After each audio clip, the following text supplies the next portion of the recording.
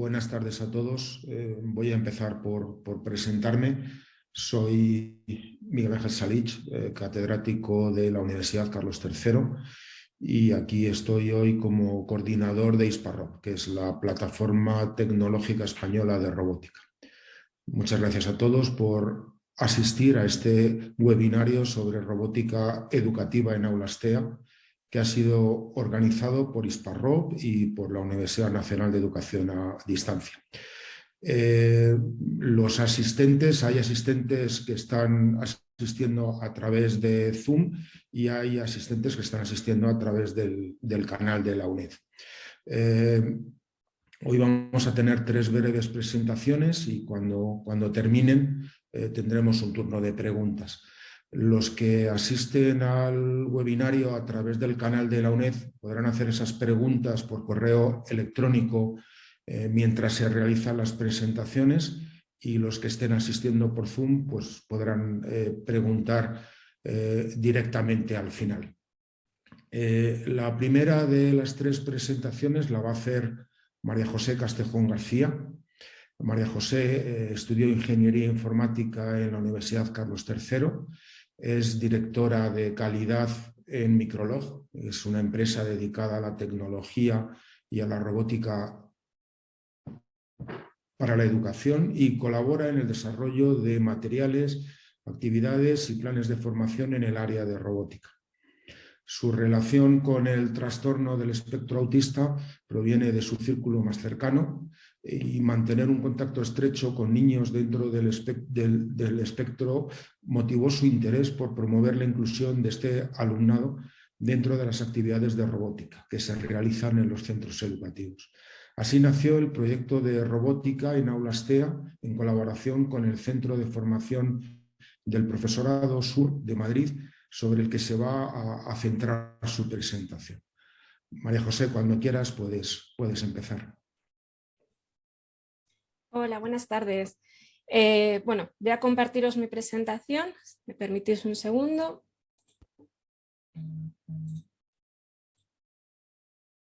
Vale.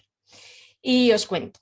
Pues, como os ha comentado Miguel Ángel, me llamo María José y formo parte de Microlog. Microlog es una empresa que desarrollamos y distribuimos materiales para el área de tecnología y robótica educativa.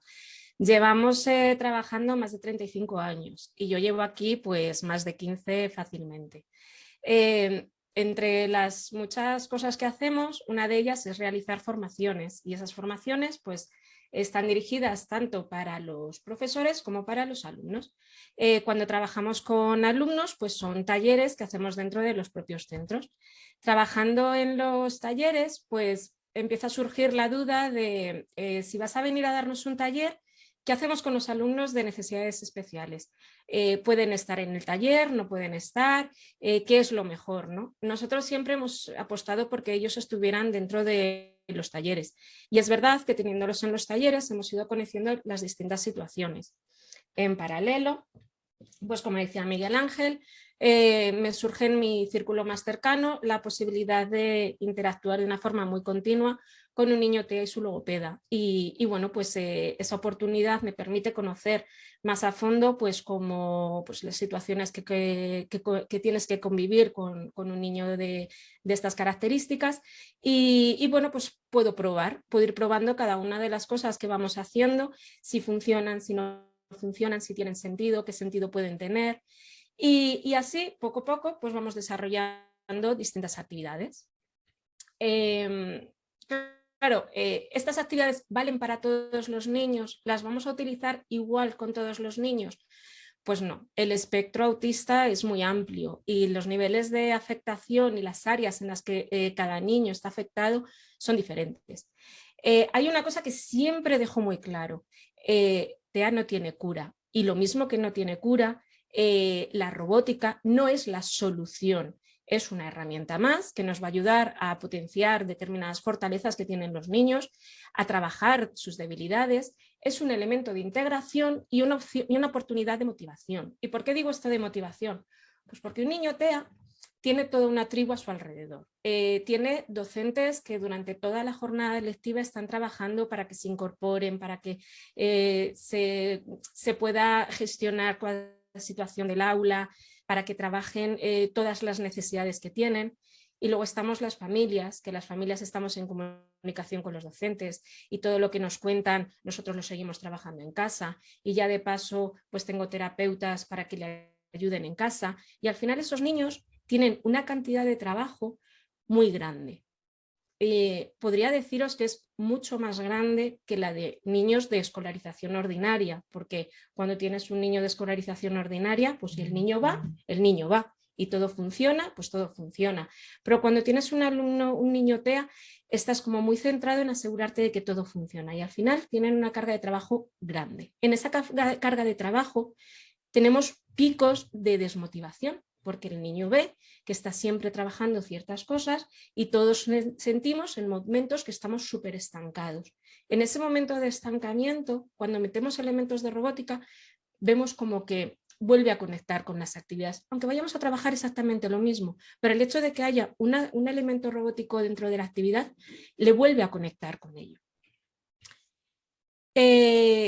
¿Qué afectaciones hay? Pues bueno, los que estáis conectados, seguramente la mayoría ya conocéis lo que es el espectro autista, ¿no? Nosotros hemos intentado hacer actividades donde a través del trabajo con esta logopeda hemos tocado todo un amplio abanico de cuestiones, pero es verdad que de cara a la integración en el aula, a mí me parece especialmente importante trabajar la capacidad comunicativa, la inhibición de los impulsos, la planificación, la motricidad y el contacto visual. Si trabajamos todo ello, al final mi objetivo dentro del trabajo de robótica y TEA es doble. Por un lado, evidentemente, sus necesidades, pero por otro lado, yo quiero que en algún momento pueda llegar a hacer algo con sus compañeros en el aula ordinaria. Para ello, esto que os he puesto así como en un color blanco más llamativo, creo que son puntos muy importantes para que puedan mejorar su comunicación y su contacto con sus compañeros del aula. ¿Cuáles un poco los objetivos, o más que eso, el plan de acción que yo me planteo dentro de una aula TEA, ¿no?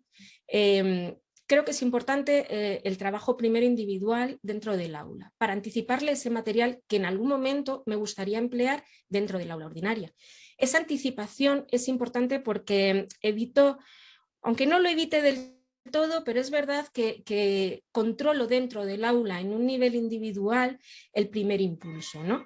El saber qué es lo que voy a hacer, cómo funciona el material, qué rutinas de trabajo voy a tener, y el niño tener esas cosas claras, esos puntos claros, le va a facilitar que en un momento dado pueda hacer una pequeña actividad en su aula de referencia. Pero claro, el pasar al aula de referencia, a mí me gusta establecerlo a través de un propio alumno del aula de referencia, porque la socialización es muy importante. Yo necesito que un niño que sea cercano a él del aula de referencia pase a hacer alguna sesión dentro del aula TEA, donde una vez que el niño sabe cuál es el material y cuáles son las rutinas, puedan socializar y establecer unas actividades de trabajo conjunto. De esa manera, cuando luego pasan juntos al aula de referencia, poder compartir esa pequeña actividad con el resto de compañeros. Los beneficios de la robótica a nivel de escolarización ordinaria, llevamos muchos años hablando de ellos, seguramente los conozcamos más que de sobra. De todo esto que tenéis aquí puesto, hay cosas muy importantes, la creatividad es súper importante, pero claro, un niño TEA tiene ciertos problemas de creatividad. ¿Qué es lo que a mí me importa en la escolarización ordinaria? A mí me importa que se establezca un buen espíritu colaborativo y sobre todo un respeto por la integración, porque de esa manera yo en paralelo he estado trabajando con mi alumno en el aula TEA. En el aula TEA he trabajado todas sus necesidades, la atención, la estimulación, la motricidad, pero sobre todo he socializado. He intentado hacer actividades donde socializo conmigo, que soy la tutora o la profesora o la PT o la L, el profesor que decida que va a ser el que va a llevar a cabo esa actividad dentro del aula TEA. Y la actividad tiene que ser siempre de contacto directo con el niño. No, para mí no son válidas actividades donde al final el niño acabe en su burbuja, con su robot, yo con mi tablet. No, nos tenemos que hablar, nos tenemos que mirar y tenemos que compartir la actividad. No es una actividad tuya, tú solo, es una actividad de todos juntos. Socializando conmigo, también quiero que socialices con el resto de compañeros del aula TEA y después con los compañeros del aula ordinaria. ¿Qué materiales se pueden utilizar? No hay un material único. Nosotros hemos probado diversos materiales y dependiendo de las características del niño, pues unos nos han funcionado mejor, otros nos han funcionado peor. ¿Significa que hay materiales que no funcionan? No. Significa que hay niños que están en un nivel de maduración para utilizar un material u otro. ¿Va por edades? Pues tampoco, porque en una aula TEA una edad de 6 años no siempre, de madurez de 6 años, no siempre se corresponde, por ejemplo, con un niño de edad cronológica 6 años. Y me puedo encontrar con un niño de edad cronológica superior a otro niño, pero en cambio una edad de maduración inferior. Con lo cual no voy a evaluar los materiales conforme a la edad del niño, sino voy a ver qué puedo hacer con cada uno de ellos, qué habilidades necesito que el niño tenga más desarrolladas y en función de eso utilizaré uno u otro. Resulta que yo como profesora un determinado material, pues mira, me lo ha recomendado María José y es que yo no soy capaz porque no me entra, puede ocurrir, pero eso no significa que tú no puedas hacer robótica, hay otros tantos. ¿Qué es lo que yo aconsejo? Que utilices un material que tú te sientas cómoda con él, porque si tú estás cómoda con un material, vas a ser capaz de transmitir esa información y de crear actividades con ese niño de una forma más segura y lógicamente el niño va a sentirse predispuesto a trabajar contigo de una mejor manera, ¿vale? ¿Qué tipo de actividades hemos hecho? Muchas. Las que siempre recomiendo, construcción de circuitos, por un tema de motricidad y por un tema de conceptos, principalmente de motricidad, ¿vale? Pero bueno, también es bueno que ellos asocien formas geométricas a circuitos eléctricos que se puedan construir. El desarrollo espacial y la motricidad en cualquiera de los kits la vamos a aplicar, vamos a realizar mucha resolución de retos, construcciones de montajes para hacer laberintos con piezas de Lego, luego os enseñaré un vídeo, que solo el proceso de construcción de ese laberinto es muy importante para ellos, ¿vale? Porque vamos a trabajar la planificación y el desarrollo en ese sentido les va a ayudar en la integración con sus compañeros cuando tengan que hacer una actividad conjunta. Cuando ya teníamos todo bastante claro de qué cosas se podían hacer y veíamos que esto tenía sentido, nos reunimos en el CETIF Sur con la persona que entonces era su directora, Clarisabel García, y bueno, en una reunión estuvimos comentando pues lo importante que era que darle a los niños pues, la posibilidad de interactuar con la robótica, ¿no? Porque al final estamos en un mundo que la tecnología está ahí y si quieren poder hablar con sus compañeros en su mismo lenguaje, el lenguaje tecnológico, pues lo tienen que dominar de alguna manera. Es una forma de incluirles dentro de la sociedad, ¿no? Lo vimos bastante claro y decidimos echar adelante un proyecto. Y ese proyecto era implementar la robótica dentro de las aulas TEA. La hoja de ruta consistió en citar a aquellos centros que pudieran estar interesados y seleccionar pues, a unos cuantos, porque tampoco queríamos que fuera algo excesivamente grande, queríamos abarcarlo con mucho cariño, con mucho mimo, y elegimos pues, 5 centros.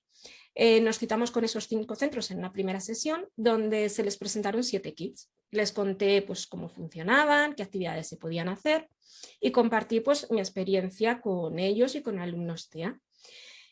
Una vez que pues, tenían toda la muestra, cada centro eligió un kit y se lo llevó. Y pudo trabajar con ese kit durante un mes. Tuvieron el kit dentro de su aula TEA y hacían actividades con sus alumnos. Durante ese mes yo les hacía una visita donde compartíamos una sesión con los niños y me iban contando, pues tengo estas dudas, pues esto me funciona, esto no me funciona, desarrollábamos alguna actividad, el que tenía dudas pues como que le ayudaba a clarificar, ¿no?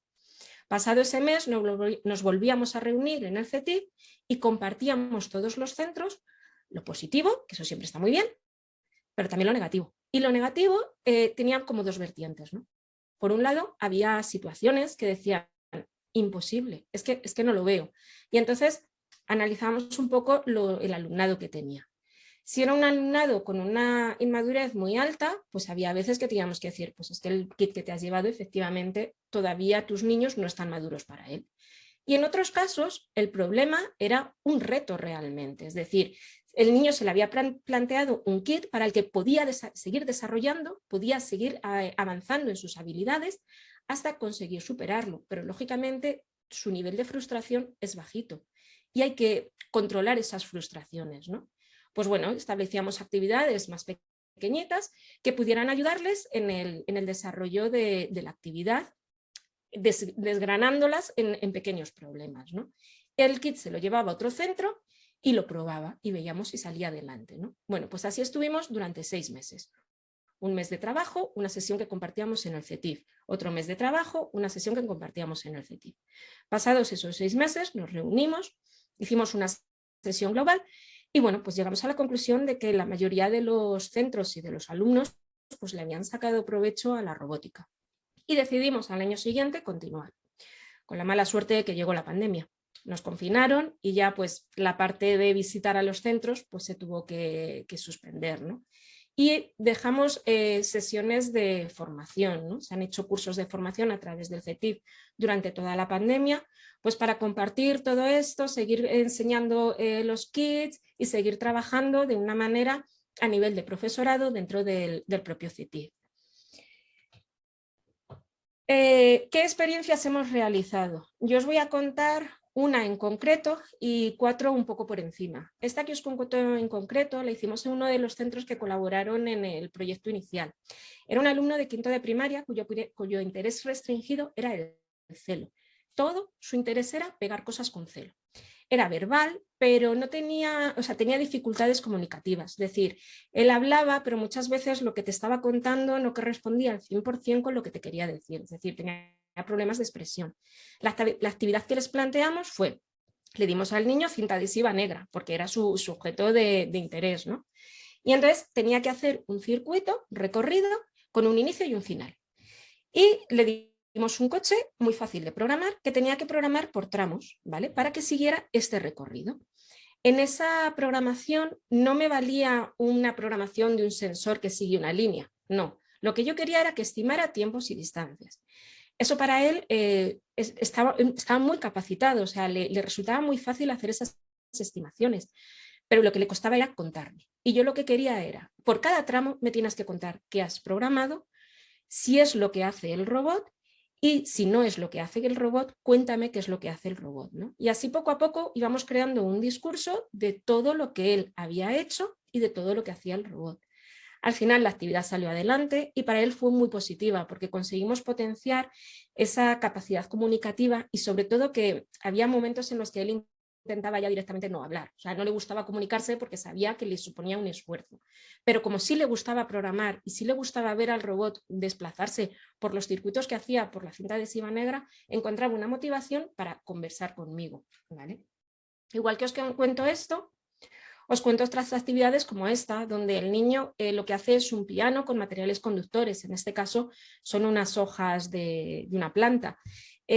¿Aprendió conductividad? No, tiene 7 años, es pequeño, pero sí que encontró un elemento motivador para conversar conmigo. Os voy a poner un vídeo en el que se le oye hablar. No le vais a ver muy bien por proteger un poco su privacidad. Ahora, cuéntame qué es lo que estás haciendo. Pues unos teclados como si fueran hojas de piano. ¿Y qué vas a usar? Hojas. ¿Hojas? ¿Y dónde lo vas a conectar? Con los cables. Con los cables. ¿Y quién te lo está enseñando? Las profes. Las profes, ¿qué profes son? Trini y Flori. Si os fijáis, el movimiento de su cuerpo muestra su incomodidad por tener que comunicarse conmigo, pero al final el objetivo no es solamente la robótica en sí, sino ese momento social conmigo y con su profesora. Hemos hecho circuitos eléctricos, lo que os decía, donde la motivación final es: yo he encendido la luz, pero estoy trabajando la motricidad, algo que normalmente suelen tener ciertas dificultades. En este caso, usamos robots de suelo, lo hacemos primero de forma individual durante varias sesiones, y cuando el niño ya domina el robot, sabe cómo tratarlo con cuidado, sin empujarlo, sin forzarlo, después lo metemos dentro de la asamblea, pero siempre con un adulto al lado de él, ¿vale? Y en este caso trabajamos los símbolos, ¿vale? La idea era un poco de historia social, donde bueno, pues cogimos al robot, lo convertimos en un payaso que vivía en una carpa de circo, ¿vale? Entonces él tenía que ir en busca del queso. Al principio yo soy la que pone los dibujos y la que da el inicio a la actividad. Pero la idea es que poco a poco ellos van entrando, van jugando en el juego simbólico y van dando sus propias ideas, muy básicas, muy sencillas, pues una nube, un sol. No les pido mucho más, pero sí quiero que interactúen conmigo y que intenten buscar algún simbolismo, ¿vale? Por último, quiero que veáis dos vídeos. Este es de un niño que le enseñamos a hacer una pequeña programación utilizando un sensor de luz. ¿Qué estás haciendo? Pues hacer que se encienda esta lucecita. ¿Y cuándo se enciende la lucecita? Pues cuando yo estoy quitándole luz al sensor. Muy bien. Y cuando le doy, se enciende el semáforo. No, el semáforo no, el LED. El LED. Eso es. Fijáis que cometen errores a la hora de expresarse. No me importa, no busco el concepto tecnológico como tal, no busco que sean expertos en decir es un LED, como si me dice una bombilla, no me importa. Lo que quiero es que describan las situaciones, ¿vale? Porque es un material con el que están motivados, y como están motivados puedo tener dos opciones: o que se excedan en el nervio y no sean capaces de centrarse y explicar, o todo lo contrario, que están contentos y quieren comunicarse contigo. En este caso es un circuito. Fijaros las ganas que tiene de darle, mueve la mano insistente, incluso aquí no quiere despegarlo del robot, pero consigue inhibir ese impulso de darle antes de tiempo.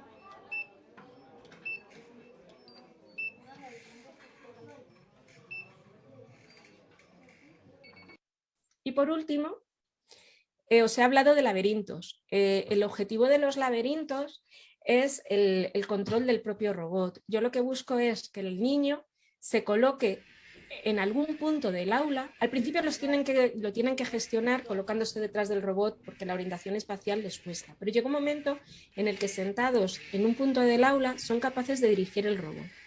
¿Qué he trabajado? Aquí he construido todo el circuito. Construyendo el circuito he trabajado con mi compañero y entre los dos hemos ido colocando las piezas y poniéndonos de acuerdo. Por otro lado, tengo un objetivo. Aquí el objetivo era que el robot empezaba al inicio del circuito y tenía que llegar, darle la vuelta al elefante y salir. Es complicado, de hecho no lo consigue en una sesión, pero ya tiene un punto de partida la profesora para continuar en las sesiones que realizamos durante todo ese mes. Con todo esto, lo que quiero que veáis es que pequeñas acciones puedo hacer. No me voy a plantear los mismos objetivos que en una aula ordinaria. No quiero hacer un megaproyecto, quiero que hagan pequeñas actividades que sean capaces después de compartir con sus compañeros. Y nada más, espero que os haya resultado interesante y os dejo otra vez con Miguel Ángel. Muchísimas gracias, María José. Nos estamos excediendo un poco del tiempo, pero las presentaciones son tan interesantes que yo creo que vale la pena. Para los que os hayáis conectado más tarde, repito, las preguntas se van a hacer al final, y los que estáis conectados por el canal UNED podéis hacer las preguntas por correo electrónico, podéis irlas haciendo ya, y los que estáis conectados por Zoom pues las podréis hacer directamente.